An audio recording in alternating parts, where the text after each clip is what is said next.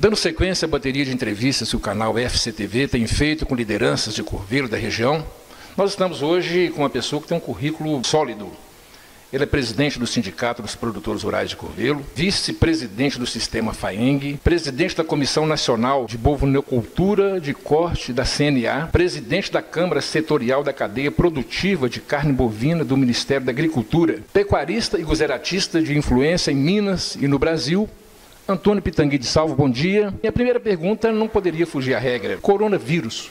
O que é que essa pandemia afetou na pecuária de Minas e do Brasil? Bom dia a todos. Isso deu uma... Eu acho que esse primeiro momento a gente não tem como mensurar o que vai acontecer na parte mercadológica, de comércio. O que está acontecendo é um respeito da população brasileira, e isso tem que ser muito bem dito. Nós estamos respeitando isso de maneira ficar em casa, não sair, essa resguardo horizontal, né? Isso está sendo muito bem colocado, muito bem feito. O que nós vamos ver da agora para frente? Da agora para frente nós vamos ver que esse Brasil vai mostrar o que realmente é. Nós estamos numa guerra, e isso não é nem só do Brasil, nem tampouco da América do Sul, isso é um problema global. E a gente sabe que, infelizmente, as economias hoje trabalham de maneira entrelaçada. Talvez nem seja infelizmente, felizmente. E aí nós vamos mensurar paulatinamente o que vai acontecer na nossa cadeia produtiva, principalmente na cadeia produtiva da carne, que interfere diretamente na cadeia produtiva da pecuária, que vai também interferir na cadeia produtiva do leite, que é o nosso forte aqui em Corvelo. Mas antes de começar a dizer o que eu acho, eu escutei uma frase de um amigo meu que me falou, e abre aspas, de Delfim Neto, que ele fala assim: quem sabe o que vai acontecer está mal informado. Então, na realidade, são suposições. E vamos lá, o que eu espero que vai acontecer. Eu penso que o Brasil é um país essencialmente favorável às atividades produtivas do campo, tanto agricultura como pecuária. Então, quando você é favorável, você é resistente àquela coisa, resistente no sentido de forte, você é saudável no que diz respeito à agricultura e pecuária como o Brasil como um todo. E Corvelo não é diferente, principalmente num ano bom de chuva, um ano que São Pedro definitivamente resolveu olhar para nós depois de alguns anos de esquecimento. Então eu penso que, passado esse pico da pandemia, vamos dizer assim, apesar de eu ser contra esse nome, que eu não vejo esse problema tão forte como foi preconizado, graças a Deus, vamos deixar isso bem claro. Corvelo é uma cidade de mais de 80, 90 mil habitantes, estamos com 0 casos até o momento, e não é só Corvelo, tem muitas cidades do centro-norte de Minas que não tem caso nenhum, e isso é muito bom. A gente não está torcendo para ter, a gente está torcendo para não ter mesmo. Mas eu vejo, voltando para a área da pecuária e da agricultura, eu vejo que nós tomamos um baque, tomamos um murro na boca do estômago, mas vamos nos reerguer. Por quê? Porque o nosso país é um país que tem uma aptidão agrícola, uma aptidão de pecuária muito boa. Então, mais uma vez, eu vejo que o agricultor e o pecuarista está passando por um momento de dificuldade. O governo, principalmente o governo federal, tem muita sensibilidade a isso, coisa que não acontecia nos governos passados. Nós não éramos bem respeitados como somos hoje. Temos hoje os ministérios, principalmente o Ministério da Agricultura, um ministério que compreende, na pessoa da ministra Tereza Cristina, perfeitamente quais são os nossos problemas, quais são os nossos anseios, o que é o nosso futuro. Agora, existe uma diferença. Nós tivemos doente, e aí sim, um bom período de tempo. E desta doença do passado, que vem há mais de 20 anos acontecendo e acometendo nós, a população brasileira, e principalmente do homem do campo, principalmente no desrespeito a nós. No desrespeito, na falta de consideração, nas dificuldades de compreender que somos preservacionistas, que mantemos as nossas atividades e que isso alimenta a população brasileira. Mas vamos olhar para frente. A sensibilidade do governo federal é muito forte e eu vejo um horizonte muito positivo passado esta pandemia, que ninguém queria, que ninguém esperava, que não é desejado por ninguém. Então, eu acredito que vamos continuar e vamos voltar. Em quanto tempo, não posso. Quem falar isso é Delfim Neto. Quem acha que sim sabe o que vai acontecer está mal informado.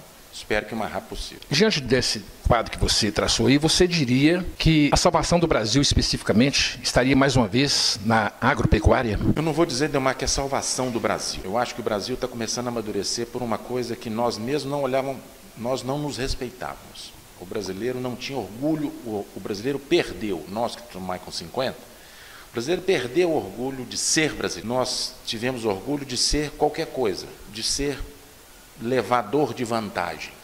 O brasileiro estava procurando um jeitinho de achar uma possibilidade de viver ou se dar bem, sem trabalhar efetivamente, sem produzir, sem gerar emprego, sem gerar renda, sem ser um povo feliz como nós sempre fomos no passado. Você se lembra disso lá nas décadas de 70. Independente de que governo era. Então, eu acho que o que aconteceu no ano de 2019 foi uma reviravolta, com toda a dificuldade política, com todo o embate político que acontece até hoje, inclusive com essa pandemia, nós começamos a ver, primeiro, o potencial desse nosso país. O Brasil tem potenciais enormes, e você, se reparar bem, os potenciais mais atacados talvez sejam os mais competitivos. É o potencial de minério. Você viu a Vale, que é uma companhia espetacular, que gera bilhões de dólares para a população brasileira e mineira, consequentemente, ser duramente atacada nas tragédias que aconteceram. Ninguém está eximindo o problema da tragédia. As barragens romperam, causaram um desastre ambiental e causaram supressão de vidas humanas, mas a Vale é uma big empresa que gera muitas divisas para o Brasil e para as pessoas que lá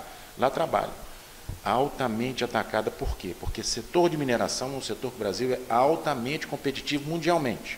E na parte de agricultura e pecuária nem se fala. Vocês viram aí há pouco tempo atrás o problema do incêndio na Amazônia legal, depois de um período de seca, incêndios que acontecem normalmente, naturalmente, o mundo inteiro dando palpite no que acontece. Por quê? Porque o Brasil é altamente competitivo no que diz respeito à produção de alimentos. Então, se nós vamos salvar o mundo, ou se a agricultura vai salvar o Brasil, não. A agricultura vai ajudar muito, a agricultura e pecuária vai ajudar muito o Brasil a reerguer. E pode ter certeza que nós não estamos tão deitados como está. Nós somos um país agrícola, somos um país com muitas reservas minerais, somos um país com um potencial gigantesco. O que falta é o brasileiro acreditar mais nisso. Pode acreditar, nós estamos bem governados. E aqui em Curvelo não é diferente. Temos um prefeito que é um exemplo de como administrar uma cidade, de como ser sério. É óbvio que tem contra. Sim, tem oposição sempre em qualquer lugar.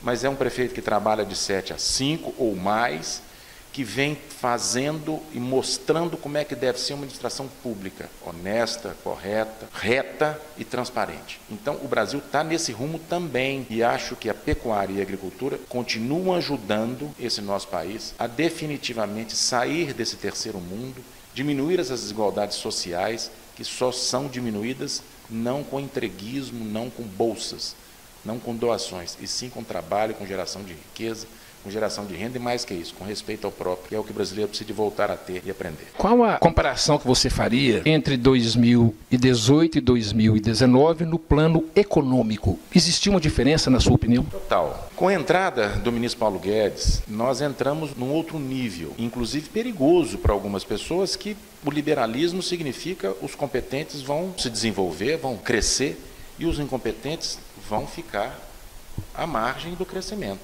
E isso é o que nós precisamos. E esses competentes que crescem vão gerar emprego, vão gerar renda, vão gerar divisas, vão diminuir as desigualdades. Eu só entendo na diminuição da desigualdade social a partir de geração de emprego. Você viu o ano de 2019, com lá os 14 milhões, isso era os que estavam procurando emprego de desempregado, 1 milhão já voltou a ter carteira em um ano. E você sabe que isso é como um carro que arranca. Você arranca de primeira marcha, arranca devagar. Tirar da inércia, qualquer um que estudou física sabe que é difícil. Depois que começa a andar, de primeira para segunda, de segunda para terceira, o carro gasta menos potência para poder ir tomando velocidade. Então eu vejo que o rumo que o Brasil estava, e eu tenho certeza que vai voltar em breve, é o rumo correto. E este é o rumo que precisamos. Fazer com que a economia de mercado seja uma economia livre, fazer com que as empresas tenham menos governo em cima das suas costas, fazer com que a gente tenha... Já fizemos uma reforma da Previdência, já fizemos uma reforma trabalhista lá para trás, fizemos uma reforma da Previdência, e depois a reforma fiscal vai ser feita e deve ser feita, enfim. E mais do que isso, nós temos que acreditar, Delmar, e as pessoas que estão nos assistindo, que esse é o nosso caminho. O caminho desse livre mercado é o caminho que funciona em todo país que cresceu, país que se desenvolveu. Todos os países que se desenvolveram tiveram doutrinas, tiveram linhas de pensamento dessa maneira. E são países que não têm o que o Brasil tem. Não tem as riquezas minerais, não tem a extensão de terra que nós temos, não tem a qualidade das terras que nós temos. Vale lembrar só um dado aqui que nem todo mundo sabe: 66,3% do Brasil é coberto por matas nativas. Nós utilizamos só o restante com toda a parte de agricultura e toda a parte da pecuária, com toda a parte de mineração, com as cidades, com tudo. Então, nós temos 2/3 da nossa terra, da nossa superfície brasileira, coberta de matas. Nós precisamos de valorizar isso. O brasileiro precisa acreditar nisso. Uma mineração não é devastadora. Um pecuarista, um agricultor não é devastador. Nós somos o país que mais preserva no mundo. A Europa, para você ter uma ideia, comparativamente com o Brasil, tem em média 5% de área preservada. Os Países Baixos, que era a Holanda, que agora chama Países Baixos, onde tem o Greenpeace, que nos ataca muito, tem 0,2% de área preservada. Eu vou repetir, 0,2%. Nós temos 66,3%. A economia tem que seguir forte. Nós temos que seguir este rumo, temos que respeitar o que os nossos governantes estão fazendo, acreditar neles, dar apoio aos nossos bons políticos, e temos muitos bons políticos, muitos, porque somos parte da população, a maioria é gente do bem, elege gente do bem. Gente do mal, elege as pessoas do mal. Então, nós temos muito bons políticos. É impossível conduzir um país desse sem uma política correta, sem políticos decentes, para que a gente volte a crescer, volte a ter um sorriso na cara como a gente tinha até 2 meses atrás ou 15 dias atrás, e volte mais do que isso, a voltar a ter o moral. O moral nosso está abalado, o brasileiro está baqueado, mas nós temos certeza que o país é um país maravilhoso, de um povo do bem, e em breve vamos estar em franco crescimento e diminuir essas desigualdades sociais e voltar a ter um país com um bom crescimento. Eu percebi nas suas palavras, que pelas entrelinhas inclusive, também que o presidente Bolsonaro está no caminho certo. Foi o que eu percebi e o que a gente nota de uma maneira geral. É esse, de fato, o pensamento da classe agropecuarista hoje do Brasil? Bolsonaro, como pessoa, ele é uma pessoa difícil, vaidosa, ríspida, muitas vezes não sabe falar as coisas corretas da maneira correta, mas o caminho do que ele fala e o conceito do que ele fala está quase sempre correto. Nós tivemos, o Paulo Guedes falou muito isso. Vamos lá, nós experimentamos uma linha estatizante 25 anos. Não deu certo. Terminou com 14 milhões de desempregados. E o país numa recessão profunda e uma taxa Selic de 14,5%. Fazendo com que só quem tem dinheiro continuasse com dinheiro, sem gerar emprego, porque quem tem dinheiro aplica 14% ao ano e não faz absolutamente mais nada. Então, com essa nova linha, e hoje vale lembrar que nós estamos com a taxa Selic de 3,75%, ninguém vai deixar dinheiro aplicado mais. Você vai abrir uma loja, abrir uma sorveteria, abrir um mini supermercado, um armazém, um bar, investir numa fazenda, comprar, aumentar a sua atividade, porque você tem que tirar o dinheiro que estava parado, sem gerar nada, passando a gerar. Isso foi a linha da equipe do governo Bolsonaro. Então, um comandante, no caso um capitão, que montou a equipe que ele montou, eu tenho todo o respeito e creio que grande parte da agropecuária também tem, porque este é o caminho. Nós temos que tirar de um número grande de pessoas que não geravam nada e estavam trocando papel e deixando 14 milhões de desempregados, para mudar essa linha de pensamento que o nosso presidente Bolsonaro fez. Eu acho que, respondendo diretamente, está completamente certo, o caminho é esse. Agora, vamos lá, repetindo as palavras de Paulo Guedes, deu um tempo, 1 ano só que você passou, já fizemos muita coisa, espera um pouquinho. Vocês jogaram bola 25 anos, a turma da esquerda, para ser mais direto, e não deu certo, espera um pouquinho, deixa a gente tentar pelo menos um mandato, quem sabe melhora para todos nós, que é o que interessa. Aqui não tem ninguém pensando na melhora pessoal. Eu acho que essa é a grande diferença. A melhora tem que ser para todos. Bom só para você, o bom só para mim, nós vivemos na mesma cidade, não adianta. Tem que ser bom para todos. Agora, sobre o município de Curvelo, você fez aí abriu um pequeno parênteses no início, você teceu algumas considerações sobre o estágio atual de Curvelo. Na sua opinião, essa Curvelo de hoje, ela deve prosseguir com esse sistema administrativo ou requer alguma mudança? Toda mudança é saudável e salutar. A gente tem que tomar cuidado, porque você precisa sempre mudar para melhor. Eu acho que a população brasileira, tem um amigo meu que fala assim, sair da garupa para a cela é muito bom, sair da cela para a garupa é muito ruim. Nós que já fizemos cavalgada juntos aí sabemos disso. Então, o que nós temos hoje? Nós temos um prefeito que está no seu 4º mandato e que fez uma administração muito boa. Podemos ter prefeitos melhores, superiores? Claro que sim. Tem uma série de candidatos que estão se postulando ao cargo? Sim. Eu acho que a gente deve olhar a vida de cada um, o passado de cada um, o que cada um gerou, o que cada um criou dentro das suas famílias, dentro do seu patrimônio, dentro das suas coisas, e olhar e ver se ele tem capacidade para gerir a coisa pública. Não é fácil ser homem público.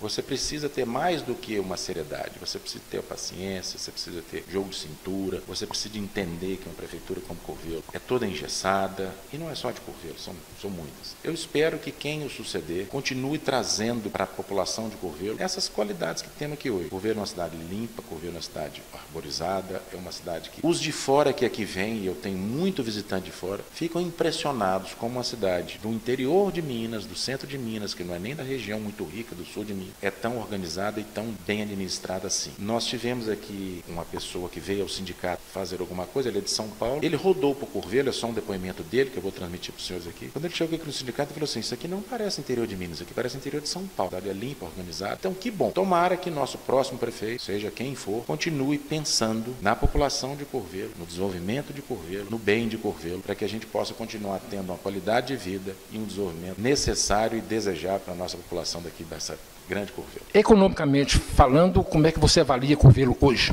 Curvelo está maduro. Não vou falar que ele está maduro, ele está de vez. Está no ponto. Primeiro, nós somos muito bem localizados, temos estradas, a malha rodoviária que nos atende aqui, se você procura, somente de cidade de São Paulo, chega uma para o norte, uma para leste, uma para o oeste e duas para sul. Então nós temos 5 estradas de asfalto que nos servem aqui. Estamos prontos para crescer.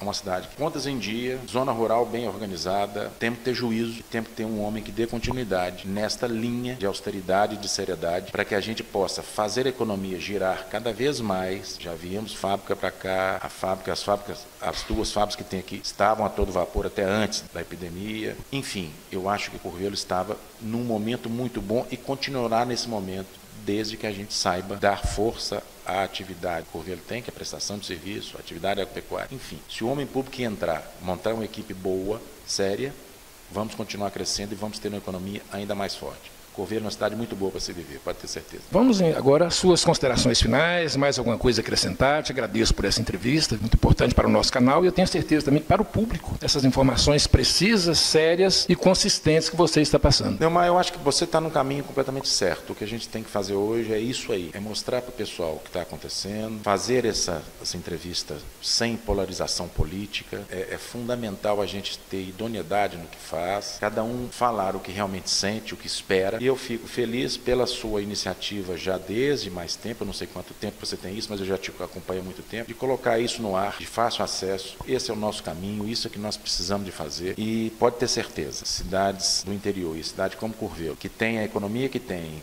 as lideranças aqui que tem, e as facilidades que esse Brasil está nos apontando, independente dessa pandemia, que será passageira, pode ter certeza que dias melhores virão, e esses dias melhores serão para todos, literalmente, diferentemente do que era no passado. Eu acredito muito nisso e fico muito feliz de ter falado algumas coisas aqui do meu pouco conhecimento para vocês. Muito obrigado. A mensagem que você deixa para o produtor rural. O produtor rural de Curvelo e região que vai nos assistir, continue trabalhando. Leite vai continuar firme, gado de corte vai continuar firme, agricultura na parte de eucalipto, na parte silvopastoril, na parte de outras culturas, milho, sorgo, isso está cada vez melhorando mais. O que você tem que fazer? Não experimente coisas na sua fazenda. Procure o sindicato, procure uma assistência técnica, procure agrônomos, veterinários, zootecnistas, trabalhe sério. Pode ter certeza que somos um país do agronegócio e o agro vai continuar crescendo e as pessoas que fizerem o trabalho no campo com competência vão se dar bem. Isso eu confio plenamente e você pode confiar nisso. E precisando, o Sindicato dos Produtores Rurais de Curvelo está à disposição. Um forte abraço.